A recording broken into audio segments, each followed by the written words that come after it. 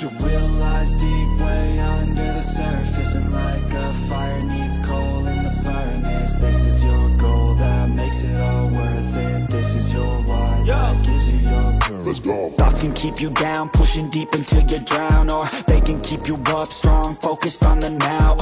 Glass half full, or has it been emptied out? Well, that's all up to you and your mind. Do you doubt anything, everything, not a thing? Make my thoughts work for me, manifest what I need, what I want, what I see. I could be anything, I attract all the things that I see. I believe I'll achieve as I breathe in.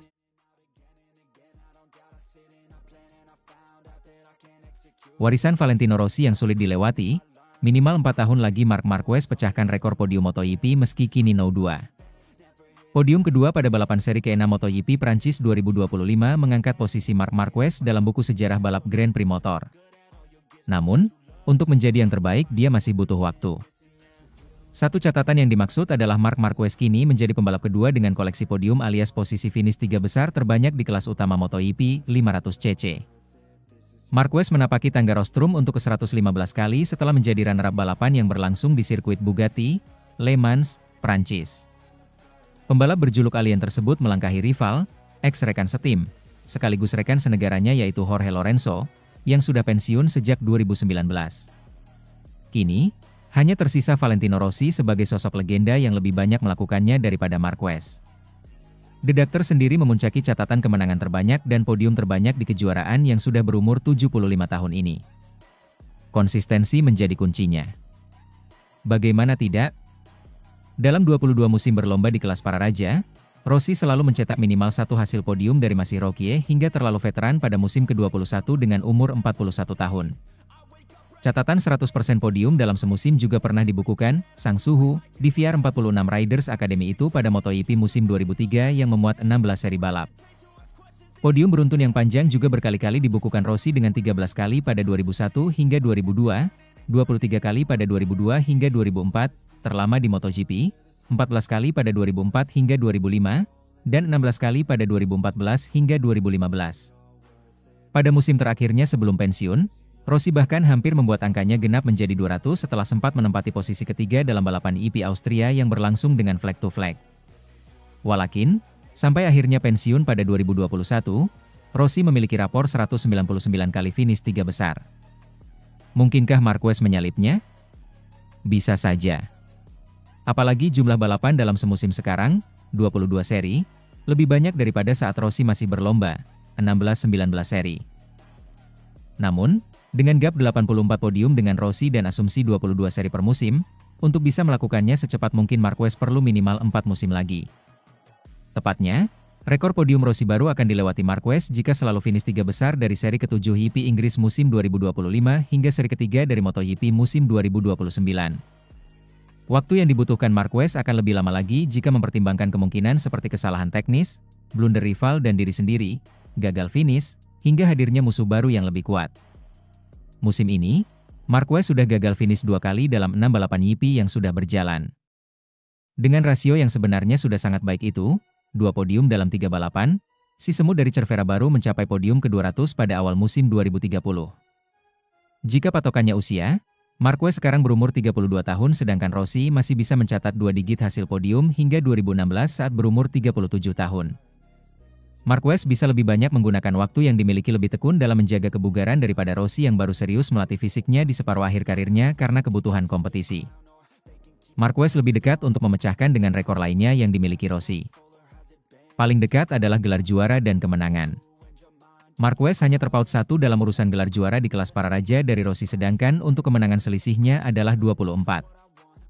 Dua catatan tersebut terbilang realistis untuk disalip Marquez dalam waktu dekat. Keyakinan pun diutarakan sahabat Rossi, Alessio Salucci, meski riwayat perseteruan membuatnya berharap agar hari di mana Marquez memuncaki rekor-rekor The Doctor tidak terjadi. Saya pikir Marc Marquez sangat kuat, dia memiliki motor yang fantastis dan berada di tim yang fantastis, ucap Uccio Salucci, dilansir dari GP1.com. Saya tidak ingin dia mencapai rekor Rossi, tetapi saya pikir dia akan melakukannya. Sementara itu, 2 faktor yang menjadikan Marc Marquez pemenang besar di Le Mans.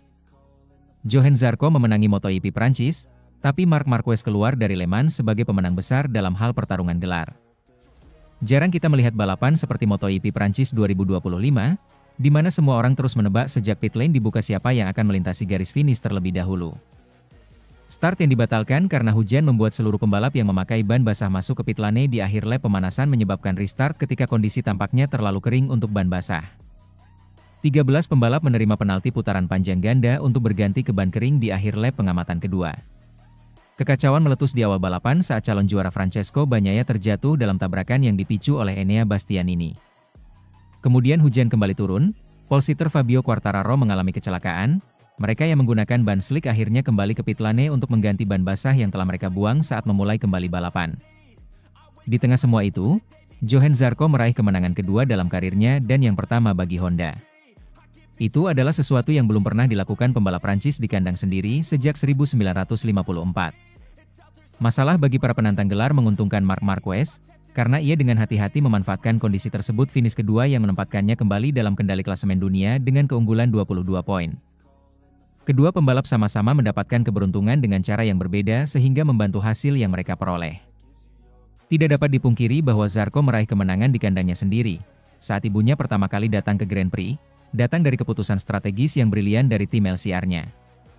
Dalam kejuaraan 22 ronde yang panjang dan berliku, mudah bagi akhir pekan balapan untuk menyatu menjadi satu, dalam beberapa kasus kehilangan dampaknya.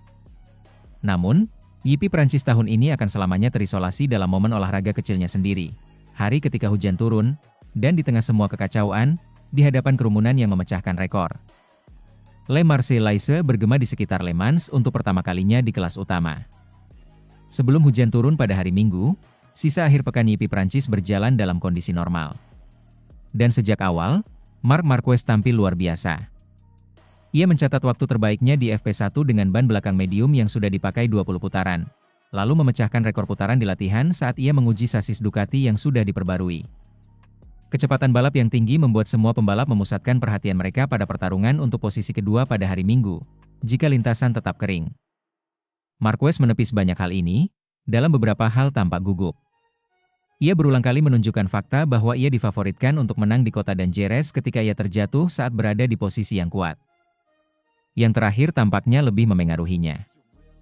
Setelah memenangkan sprint, mempertahankan rekor 100% pada balapan yang lebih pendek musim ini. Ia mencatat bahwa kecelakaan Jerez membuatnya lebih sabar saat pole sitter Fabio Quartararo memimpin di 5 lap pertama sebelum melakukan langkah penentu di putaran ke-6. Semua mata tertuju pada Marquez sebelum dimulainya Grand Prix saat hujan turun. Kekacauan yang dipicunya di Austin menyebabkan perubahan aturan. Siapapun yang keluar dari grid untuk mengganti ban dan mengambil lap pemanasan dari pit lane akan mendapat penalti double long lap. Semua orang keluar dari grid dengan ban licin, tetapi berjalan pelan-pelan dan semua masuk di akhir lap pemanasan. Saat start yang tertunda akan dilakukan lagi, cuaca sudah cukup kering sehingga beberapa orang memilih kembali memakai ban licin. Marquez adalah salah satu dari 13 pembalap yang melakukannya di akhir lap pengamatan, bersama dengan Quartararo, Maverick Vinales, Fabio Di Giannantonio, Fermin Aldeguer, Ai Ogura, Pedro Acosta, Joan Mir, Brad Binder, Raul Fernandez, Enea Bastianini, Franco Morbidelli, dan Alex Marquez. Mereka semua mendapat penalti putaran panjang ganda, tetapi pada putaran pertama tampaknya keputusan itu tepat. Jika hujan tidak turun, 12 pembalap lain yang menggunakan ban basah akan kembali masuk pit. Waktu yang hilang untuk putaran panjang, 3 detik, menurut catatan prabalapan dari pengawas FIM, jauh melebihi waktu 30 detik lebih yang dibutuhkan untuk pergantian motor. Marc Marquez berada di posisi kedua di belakang Quartararo pada 2 lap pertama, dan disalip oleh Alex Marquez pada putaran berikutnya. Aldeguer menurunkannya lebih jauh pada lap keempat, menunjukkan pendekatan hati-hati yang diambil Marquez. Kedua lap panjangnya diselesaikan pada lap ke-7, saat ia berada di posisi kedua di belakang Aldeguer dan masuk ke pit lane untuk berganti motor.